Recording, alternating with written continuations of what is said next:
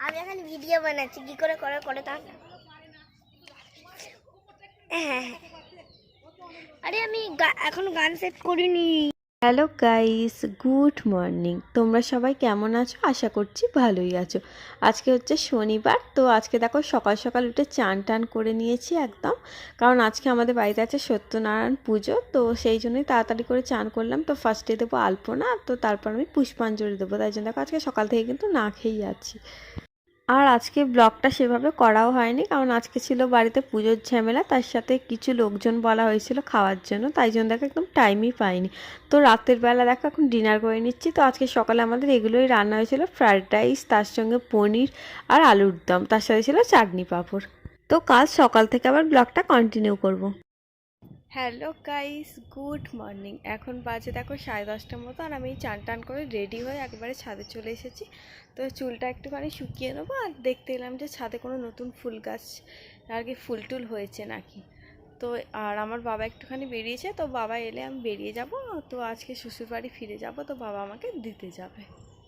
আর আজকে প্রচণ্ড জোরে হাওয়া দিচ্ছে, মাঝে মাঝে হাওয়াটাতে তোমার কি বলতো শীতও লেগে যাচ্ছে, ঠান্ডা ঠান্ডা লাগছে, আবার মাঝে মাঝে হাওয়াটা ভালোও লাগছে, প্রচণ্ড জোরেই হাওয়া দিচ্ছে। তো চলো এখন ফুল গাছগুলো দেখালে তোমরা বুঝতে পারবে কতটা জোরে হাওয়াটা দিচ্ছে। রেডি তো হয়েছিলাম, তো দেখো 1টা নাগাদ বেরিয়ে পড়লাম, আর স্টেশনে যাওয়ার সাথে সাথে বাসও পেয়ে গেছিলাম, তাই পৌঁছাতে খুব বেশি দেরিও হয়নি, তো 2টোর মধ্যে পৌঁছেও গেলাম।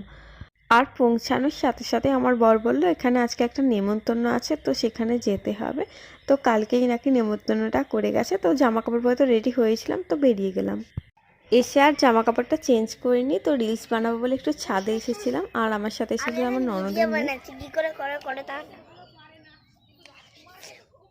হ্যাঁ, আরে আমি এখন গান সেট করিনি।